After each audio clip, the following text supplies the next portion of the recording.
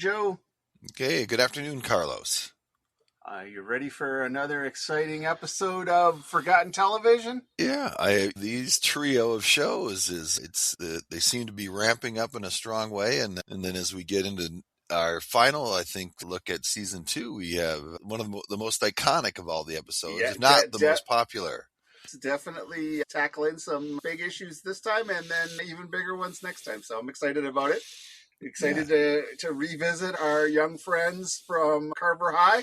Yeah, and we have some really particular 80s kind of Cold War stuff in these episodes. Very true. And we actually have a Minnesota Twins sideways reference in this I was going to bring that up. Yep, yeah. I was going to bring that up, that warms the cockles of my heart. It does to hear a childhood hero, but let's get into it. We are in season 2.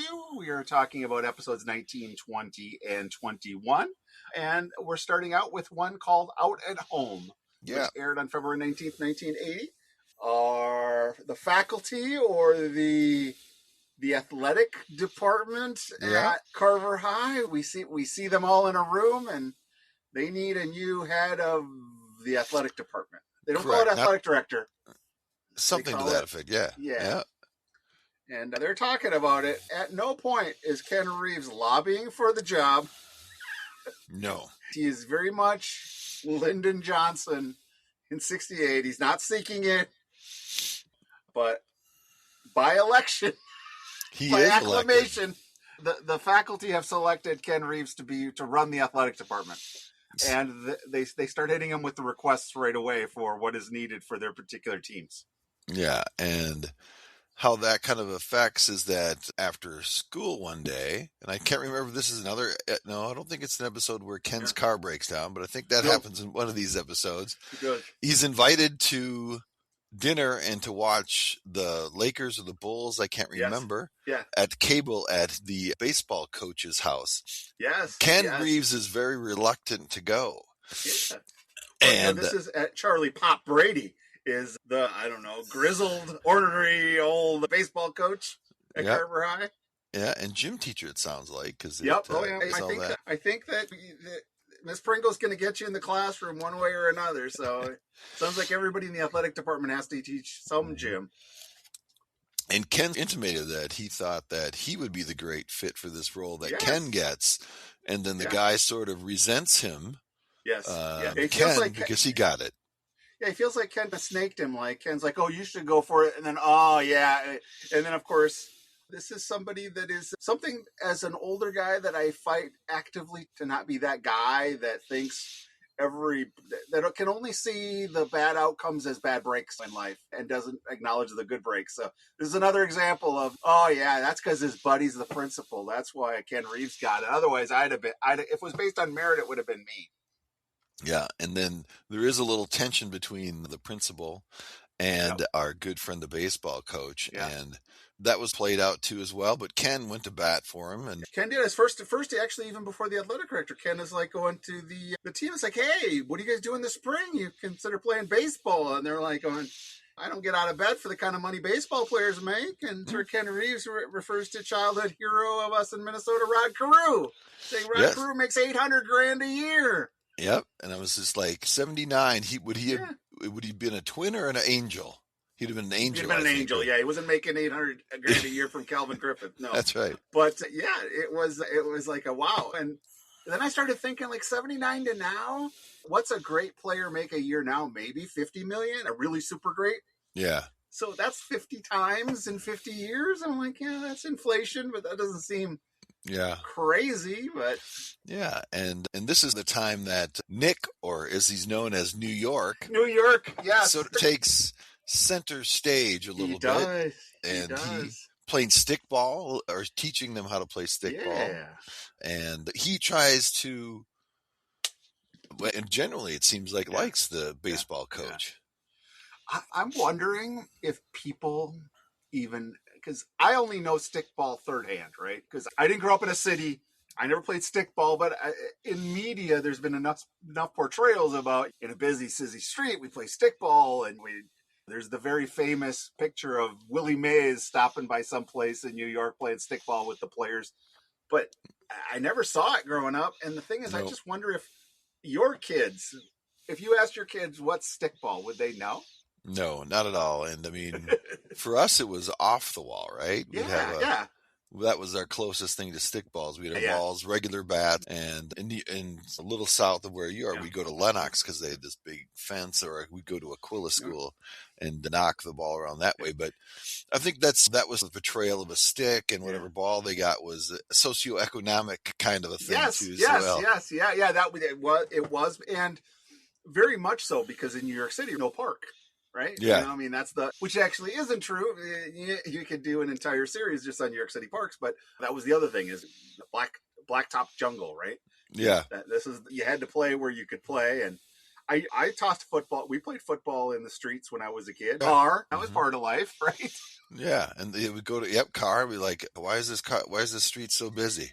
Yeah, it's that kind of thing. Exactly. Why are there cars on our playground? Like, my cats look at me like, going, why are you putting stuff on my dining room table? Yeah, and there's one of the lines that when New York or Nick is talking with that coach about Brooklyn, is something I remember to this day, is when he says, "Oh, my old man was a fan of Brooklyn," and I believe the coach says, "Oh, he likes the Dodgers, or like he's a friend of the Dodgers," and the guy says, "Oh, the LA Dodgers? No, it's for my old man. It's only the Brooklyn Dodgers." The Dodgers, yep. And that's one of those things I remember most distinctly from the show. But the first time I've heard about the heartbreak of those Brooklynites. Oh yeah. That's something that, unless you were exposed to baseball of the 50s, you wouldn't know. You wouldn't know about the heartbreak of New York fans losing their beloved bums from Dodgers. Yeah, it was Ebbets Field for me is just something I see in documentaries, right? Yes, Ebbets. You know what? Ebbets Field and the Field of Dreams to me are both these imaginary things, right? You know what I mean? It's not. Let me ask you this, because this is a tangent, but I feel like I need to talk to somebody about it, because there's something that exists that I do not know if it's a joke or not, and I think it's real. Are you familiar with the Ocho? Oh, ESPN, the Ocho? Yeah, the Ocho. So it's like, when it started off as like a joke in a Saturday Night Live bit, but I think it's like a real channel now. So they do like wiffle ball and all kinds of, and I'm like going, stickball could be on the Ocho. There you go. I know that, remember the Saturday Night, the ESPN, the Ocho, but wasn't it also in Dodgeball too? Dodgeball, that's where it came from. It was invented in Dodgeball, but there is now I was watching the other day, there was a Dodgeball was on TV. Oh, okay. I kid you not. There is wiffle. I've seen wiffle ball. And it's kind of, they played something called roof ball, which is you had to throw a football up on a roof and then catch it as it was coming down from the roof. And it was these old drunk guys, and they're doing it in someone's front yard, and they're broadcasting it. Yeah, so, 24 hours news cycle. So I think that the Ocho is art imitating life. I don't know. Yeah, that could be. I haven't personally. I don't know if I've ever been to the thing is, channel.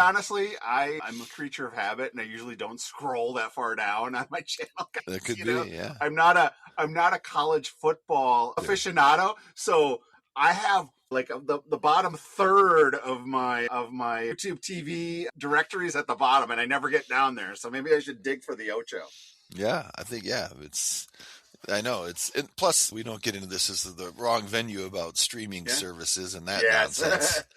But I think it actually may merit an episode at some point, because that's one of the challenges that we have in finding future episodes, is what is available. Yeah, because a lot of these ones just die, and that's the sad thing is. And so they get a life on YouTube that nobody really takes the time to kill, because no one's losing any money. Yeah, you know what exactly. I mean? Because it's not like I was either going to spend $20 on Amazon or I was going to steal it. You know what I mean? It's just like you can't find all the seasons. Season 3 never went out on DVD. Yeah, the only place you can get season 3 is on YouTube. The only from place. Old Soul. I think that's worth a discussion at some point, because that's a frustration, as it's almost a library kind of problem, right? It's like it's like we're losing some of the archival history, and nobody's archiving this stuff except for archive.org. So once again, I think it'd be an interesting topic to discuss. Indeed. I do have a question for you about this episode. Yeah. When the old ball coach got so mad that he's decided to quit, and Ken was in charge of setting up interviews for his replacement. There was the person who interviewed for the job. Do you know what actor that was? I do not, but this is the guy who was very hippy-dippy, like. Yep. Yeah, yep. Man. Whatever. Who was it? I let them get their own karma going or something. Yeah, man. I don't push them. So I thought it was Arsenio Hall, but it was not. But it was somebody I did recognize, which was Meshach Taylor, who was known for designing women. He was the African American. So I said, okay, that's a good pull. I had to look that up and just take a look because I was like, hey, that guy's in Reckoning. Unfortunately, he's passed away. He was like 20 years older than us. Yeah. So that was, I thought did he not was a watch young Designing. guy. I did not watch Designing Women, but I know exactly who you're talking about. Very iconic character. Yeah. So that was pretty cool. Do you have anything else on this first episode? This episode? No, just that the actor who played the main character here, he had his own series in 73 called Tenafly, which was a 5-episode only cop show. Wow. Then he also had a recurring role as Lieutenant Brock in Perry Mason. Perry Mason, okay.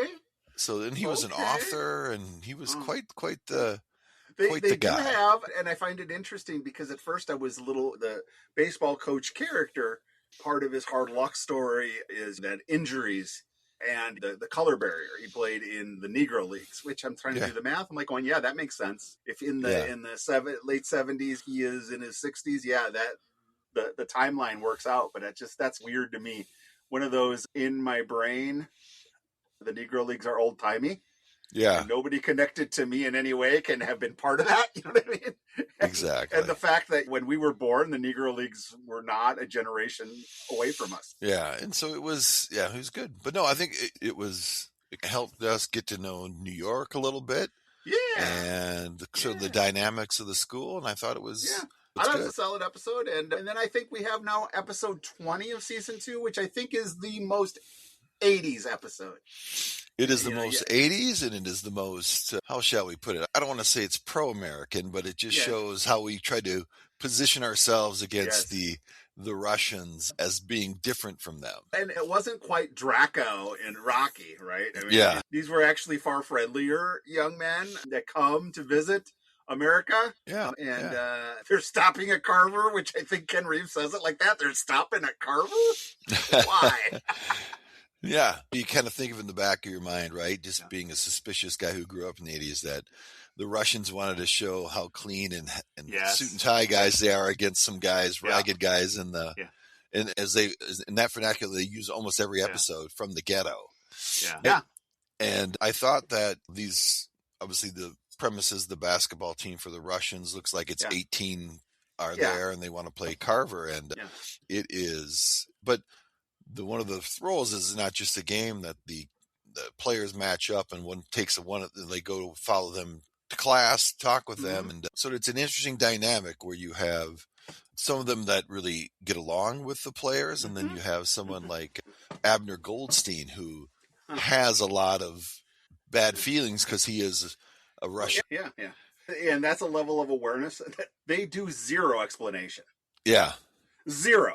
Yep, zero. Exactly. I do not know what I was thinking was happening when I was 14 when this was on, but obviously I knew exactly what was going on. Yeah. But Goldstein did not culturally enhance the knowledge of his teammates as to why. But I found it interesting because I knew nothing about international basketball competition, zero. Oh, yeah. And so even back then, Olympic basketball was not thought of as a big deal because America owned basketball. And of course, it would never be competitive until the U.S. embarrassed themselves and then they had to have the dream team.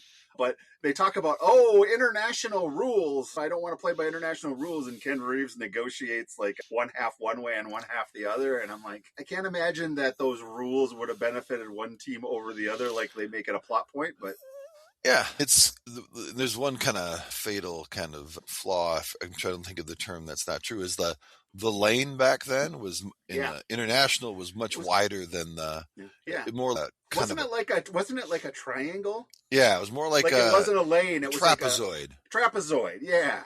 Yeah, it was more trapezoid where I didn't see Carver painting the lines for. No, it wasn't as much as we've talked about how Coolidge is a star, and we'll get to see him next week. Be a quote unquote star.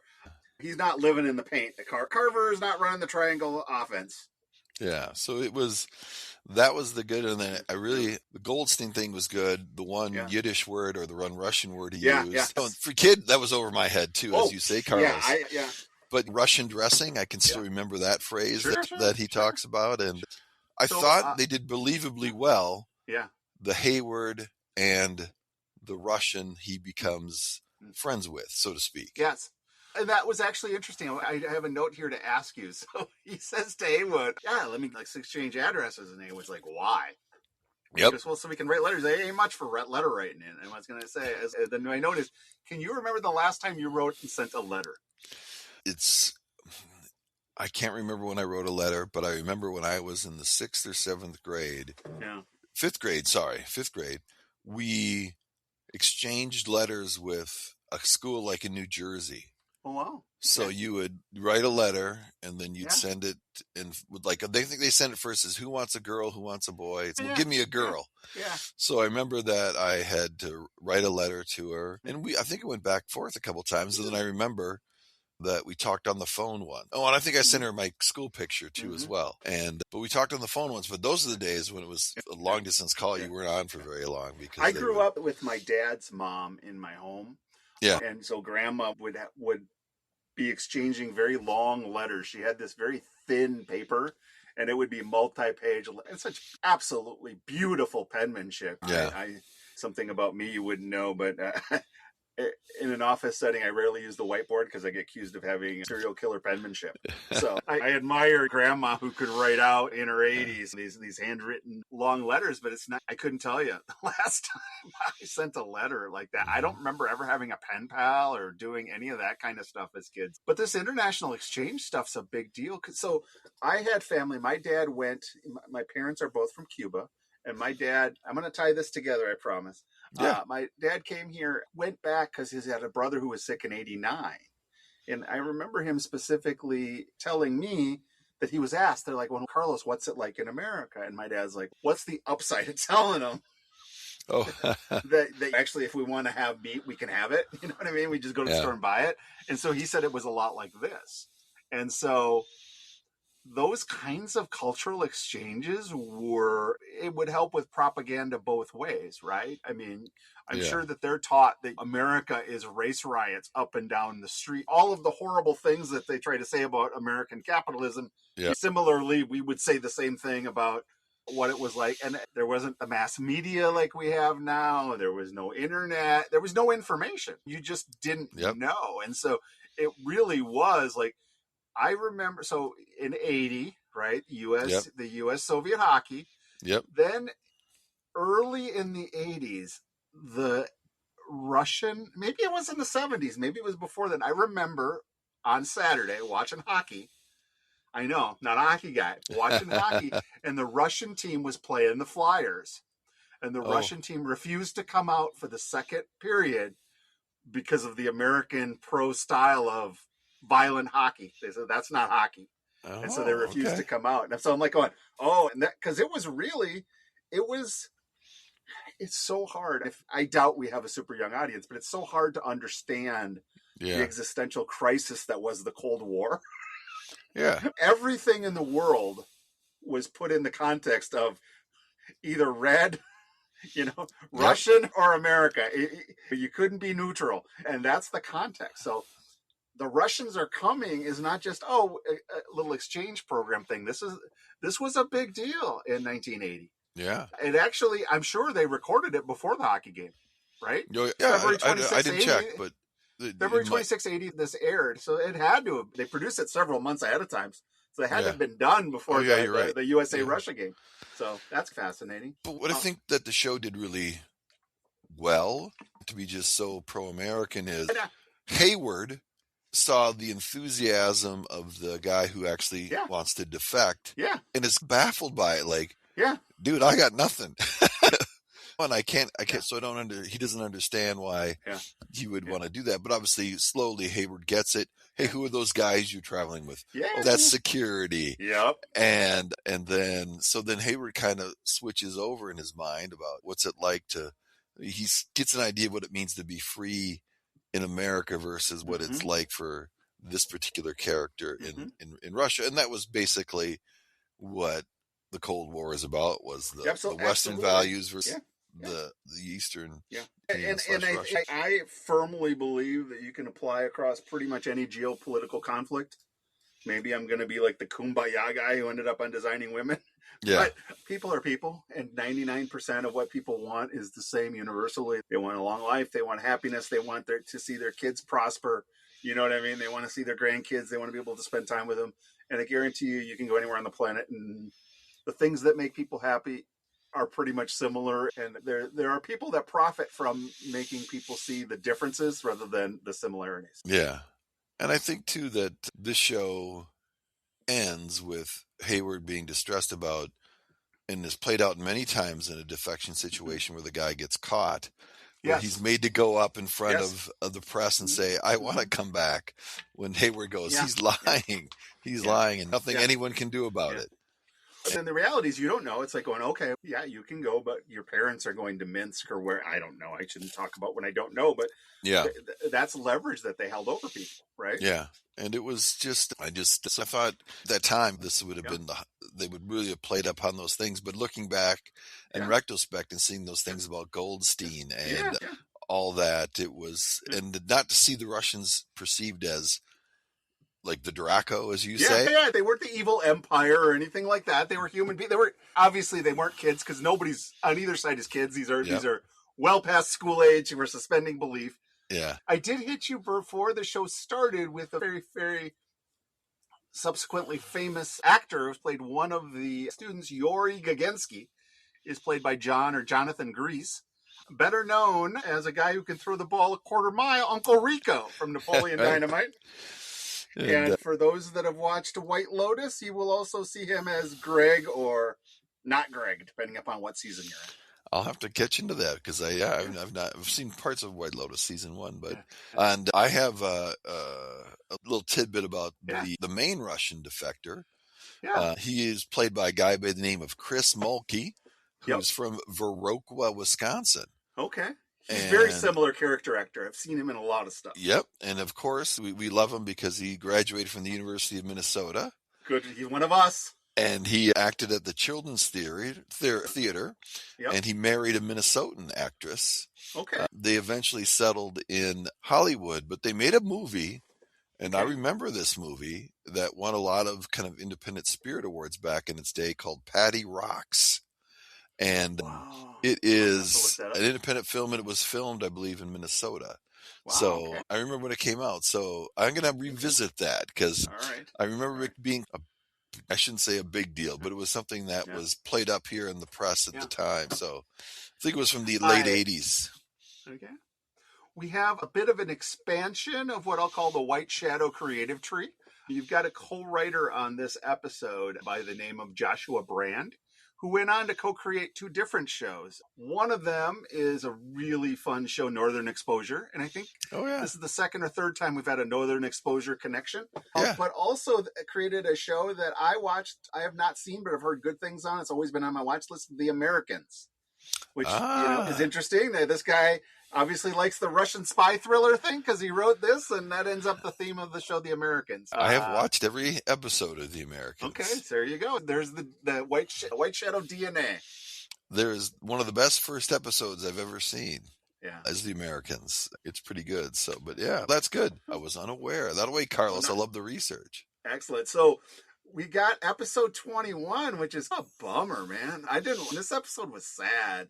The Hitter.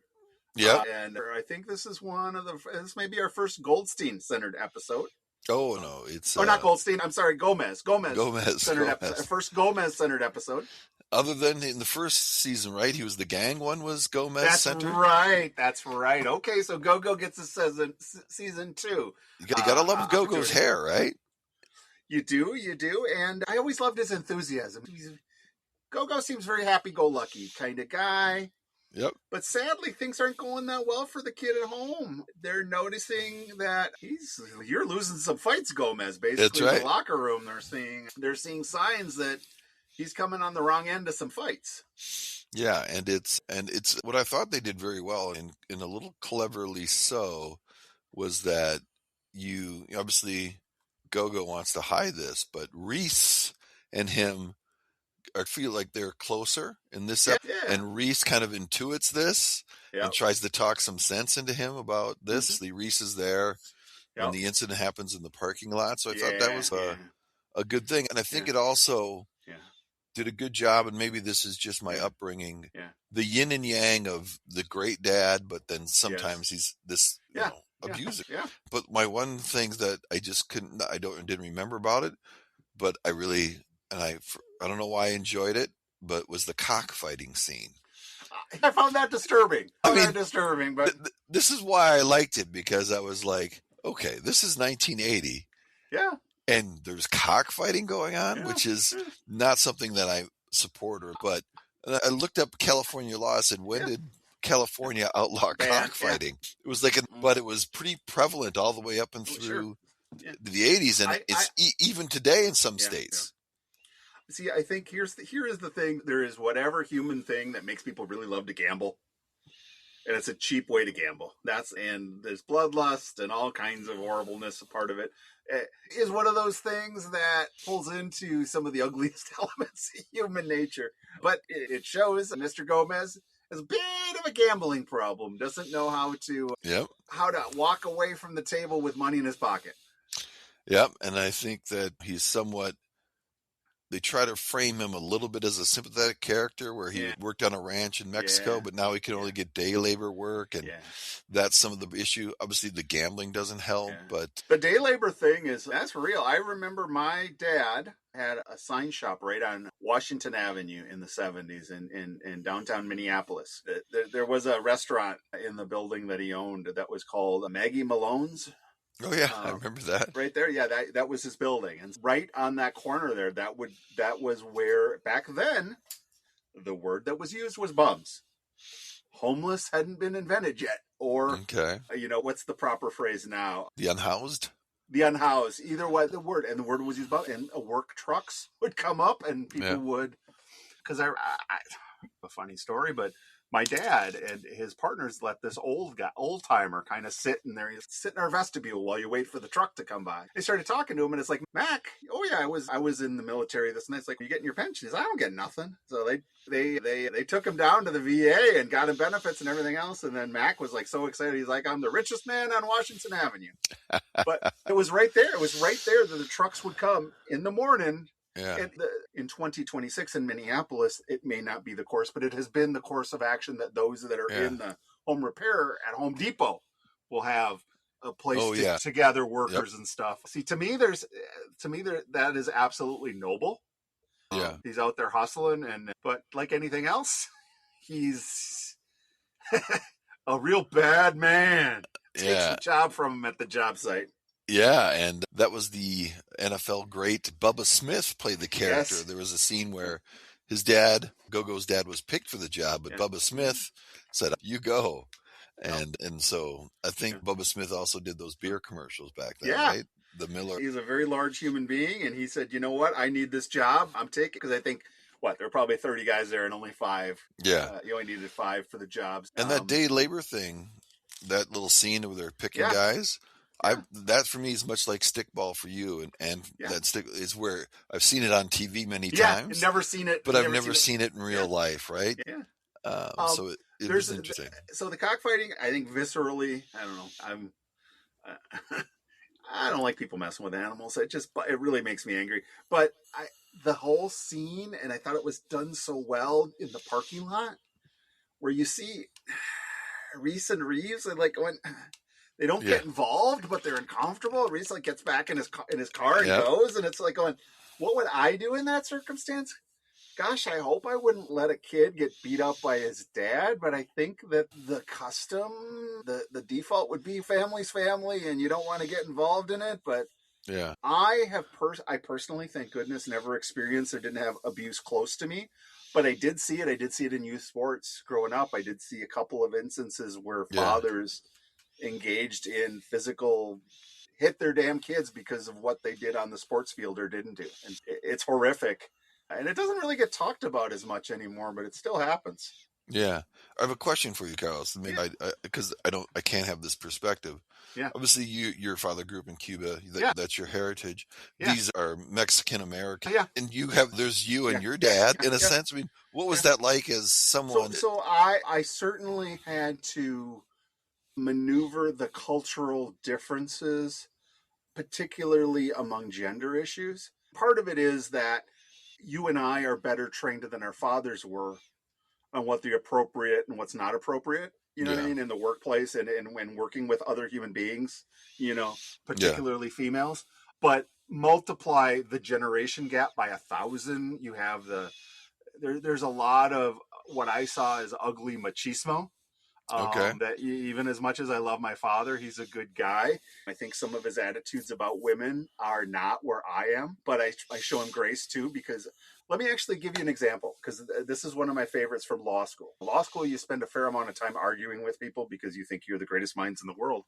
I had this professor in law school by the name of Victor Kramer. Vic must have been in his 80s. He taught civil procedure. Vic had been one of, I feel like I've told you this before. He had been one of Howard Hughes's attorneys. Oh, no, you haven't told me this. He had clerked for the United States Supreme Court for Felix Frankfurter. This guy was old. He was in his 80s, long past. So he, in law school one time, said, yes, at the Justice Department. And he went, Justice Department. The sign says, man's greatest pursuit is justice. I always thought man's greatest pursuit was woman. Whatever. An 80-year-old guy makes a joke, right? If I make that joke, come after me, but leave him alone. You know what I mean? Yeah. So I try to sow some grace for generations. So to answer your question, I don't feel like I saw physical abuse in Hispanic households anymore or any differently. Yeah. But certainly the chain of command was very gender-based, and Cuban men very loudly were in charge. I don't necessarily know that they were always in charge, but they were always left to believe they were in charge. Yeah. And you don't disrespect the breadwinner and this and that. So there's a lot of the cultural things that I saw in there. Yeah. I just want to think if that was that a fair portrayal? Was that any sort of, they picked that student, they picked that ball player because he was? I don't think so. I didn't feel like, other than maybe the cockfighting, right? Yeah. And I don't necessarily, I think, this is my think. I think that 50 years ago, I can see that someone from a rural Mexican area, that's an activity that was normal for them. You know what I mean? You can't look back at stuff 50 years later and say, what a bunch of weirdos, right? You got to put it in the context. Beyond that, I didn't feel like this was, Hispanics beat their kids. You know what I mean? And other people don't. You know what I mean? I didn't feel picked on, but it certainly fit. And like I said, I like to see my people get a chance to shine. Yeah. And I think too, for this, it was another instance where not only in the Russian episode, but in this episode too as well, the pool hall, the cockfighting. Yes. This is not Hollywood's LA. Do you know what I mean? Yeah. And it's very, very rough in terms of what you're seeing. But you know what? Honestly, the Hollywood that we got presented as kids was very gritty. It was, it wasn't, I almost feel like the whole we love LA, Showtime, Laker lifestyle stuff, that wasn't quite yet invented yet. Yeah. You know what I mean? The Hollywood had glitz and glamour, but I don't feel that people thought LA is a place of glitz and glamour back in the 70s. But if you recall, I don't know if it was in the second episode 20, the Russian one, or the one after it. Maybe it was the one of the baseball. Remember, Magic Johnson comes up as a Laker a couple. Yes. So they're kind of, and then, and the only reason I bring up the grittiness is just in 2-3 years, you have Beverly Hills Cop come out, right? Yes, absolutely, yeah. So that's quite the dichotomy between in 3 years. It is. And this is the reality, is that you can see extreme wealth and extreme poverty living side by side. Yeah. Or it's a motivational poster, but it really is accurate, which is you've got the one person looking outside the bus window and sees a cliff, and the other one who sees a beautiful view. They're both on the same bus, but what they're seeing is their perspective is different. And I grew up in Pleasantville. I really feel like where I grew up and when I grew up, a very Goldilocks time. Yeah. But I never felt growing up that anything was closed off to me. You know what I mean? There wasn't like this. There were worlds that I was not familiar with, but not. Oh yeah, Carlos. Like class was not. It's like going, yeah. Oh, you could never do that, right? Yeah. I don't feel like I ever, unless it's dunk a basketball, and I'm thinking about physics. You know what I mean? Yeah. Like any boy could be president, kind of stuff. I feel when I grew up, that was realistic. Yeah, I just think though, like especially when you're young, before the internet.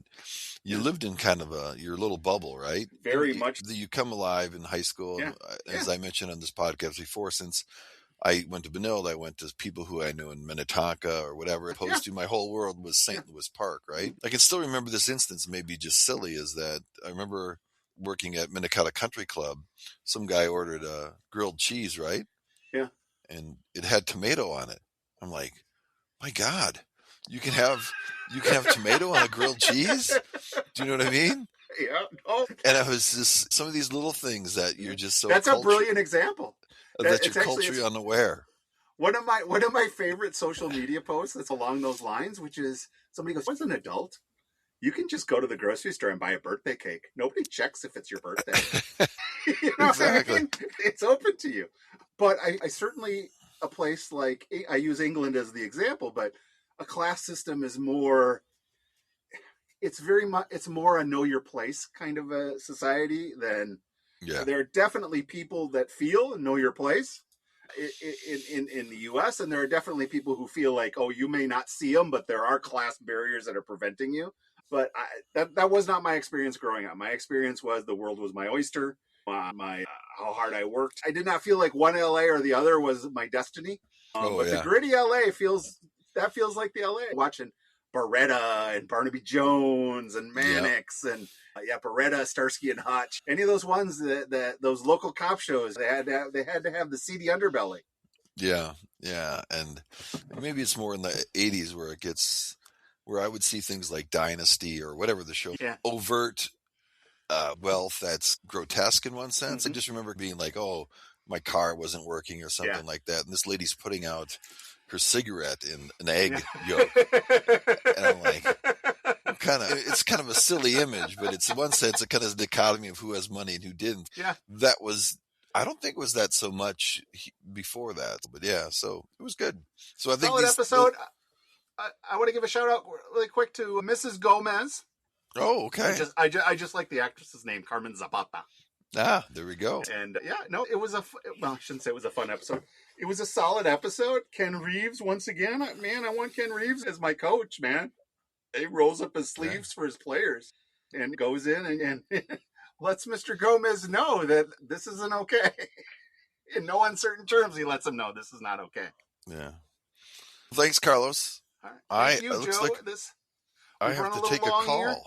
All right, my friend. Thanks, Joe. We'll talk to everybody next week. Great, everyone, and all of our fans out there, especially in France. Viva la France. I think that's our second biggest international one. So thanks again, Carlos. We'll see you next week. Talk to you later. Bye now. Bye.